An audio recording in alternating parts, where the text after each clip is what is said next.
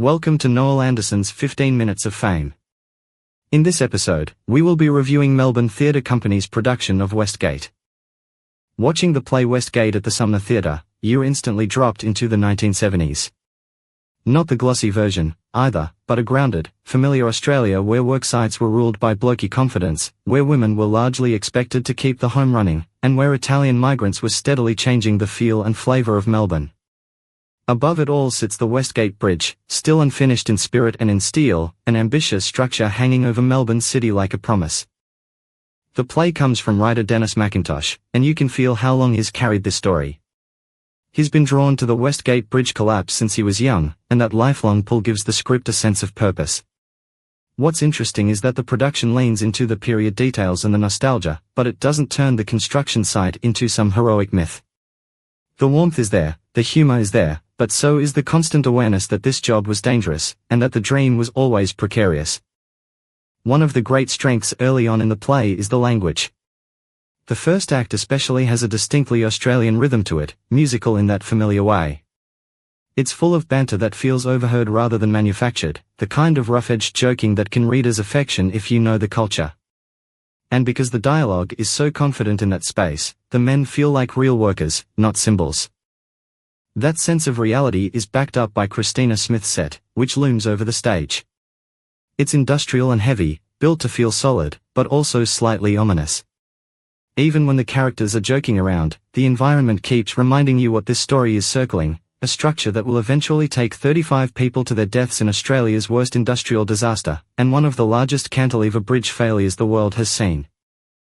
As a tribute to the workers who died, the first half of Westgate is often disarmingly enjoyable.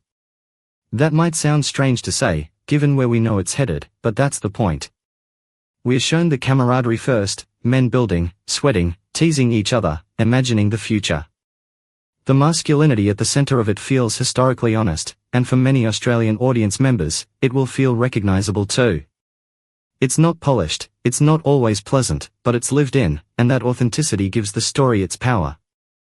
Performance-wise, the cast is strong across the board, with two standouts shaping the two halves.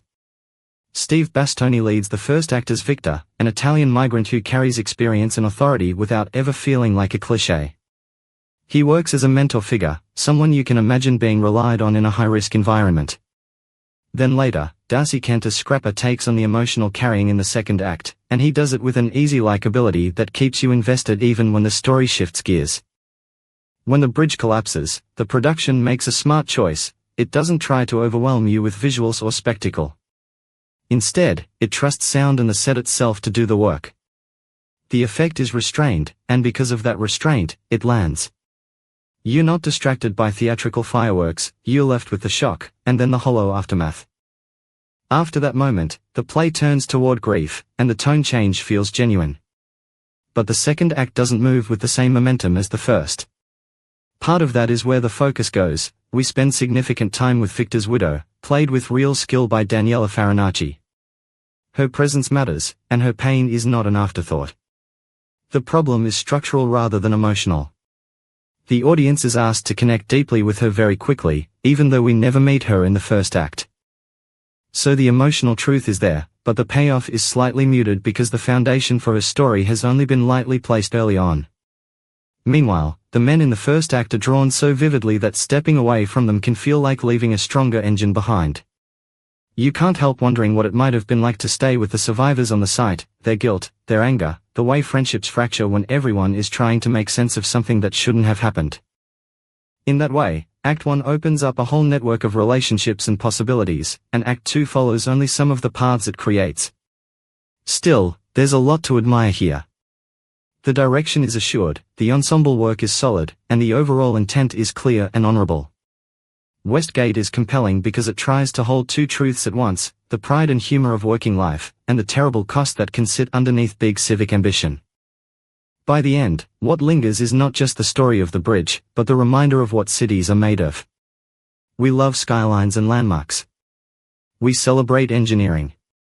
But behind that, there are workers, families, and, sometimes, loss that never really stops echoing. Even with some imperfections in how the second half is shaped, Westgate remains heartfelt, respectful, and unmistakably Australian. A night of theatre that honours a defining moment in Melbourne's history, while refusing to let the memory of those who died fade into the background. If you enjoyed this review, remember to subscribe to this channel and share this episode. This review was written by Noel Anderson.